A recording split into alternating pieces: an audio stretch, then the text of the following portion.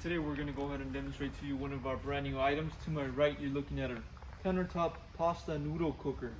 Okay, now this is going to be a 4-basket pasta noodle cooker. As you can see on the top, you will be provided with those baskets.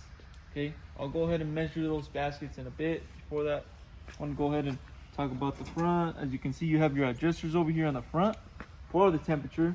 Now you will have 2 adjusters. There is 2 heating elements for this pasta noodle cooker. Okay, so temperature can reach up to 200 Fahrenheit. You can go ahead and adjust that right here on these 2 controls right here. Okay, now measurements for the basket. Looking at 5.5 inches by 6 inches. Okay, so that's the measurement for each basket. Now, let's say you're done, you want to go ahead and clear this out. You can go ahead and do so. Make sure you take out these baskets. Also have this cover right here for holders for the baskets, and also it is going to be insulated on the inside of this pot. Okay, so the unit is insulated on the inside, and you have a lid also that comes with the unit. So once you're done for the day, you want to go ahead and clear it out, you can take everything out, put the lid on top.